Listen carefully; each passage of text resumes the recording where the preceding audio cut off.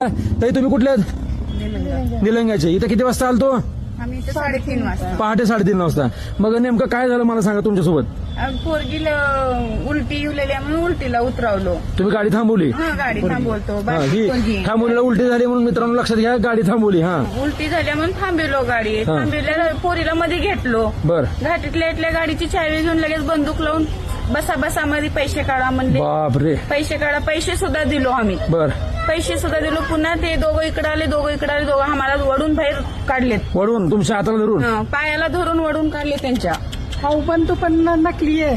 बर. आणि चाकू हा तुम्हाला चाकू कुठं मारला? हे बघा इथं मित्रांनो ह्या माता भगिनीला आपल्या चाकू मारलेला आहे चोराने. बघा डोक्यात. बघा इथं बघा.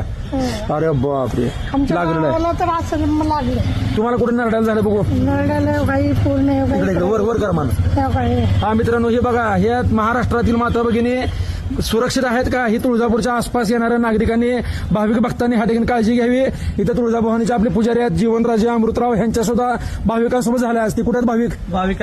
पोलीस स्टेशन मध्ये दिले एफआयआर करायला का? एफआयआर दिलेले म्हणजे तुमची एक घटना झाली, ह्यांची एक घटना झाली आणि अजून कोणाची? तुमची एक. सेम घटना झालेले हा. पहाटे 3ला झालेले. बर. चंद्रलोक हॉटेलच्या समोर झाले. तिथं चंद्रलोक हॉटेल समोर झालेले आणि त्यांच्या लहान बाळाला उलटी आली म्हणून त्यांनी गाडी थांबवली. ते पुन्हा हे 4-5 जण त्यांच्यावर सुद्धा हल्ला मग केला. आता ही जी भाविक भक्त येणार आहेत, त्यांना तुम्ही काय सांगणार? त्यांनी सुरक्षितसाठी रात्री येऊ नका. दिवसा या गर्दीचं प्रमाण वाढलेलं आहे. हा. स्वतःची काळजी घ्या, परिवाराची काळजी घ्या.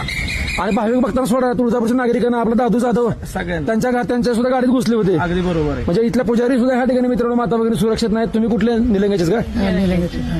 एकच एका गाडीत होतो. मग तुम्हाला काय म्हणले का तिथून? मला सांगा, ते जे कोण होते गुन्हेगारी प्रवृत्तीचे लोक, तर त्यांचं वर्णन काय होतं?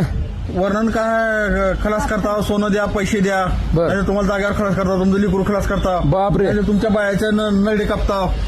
आणि माझ्या नळड्यावर हो का इथं डायरेक्ट सुरी इथं लावलेली, मला काय लागलं नाही. हा. इथं सुरी लावलेली कायमस्वरूपी माझ्याकडनं. बंदुकीत पूर्ण आमच्या बहिणीवाचं सोनं घेतल्याशिवाय मला चावी दिले नाहीत. गाडीत किंवा चावी. किती तोळे सोनं गेलं तुमचं? 3 तोळे सोनं गेलं.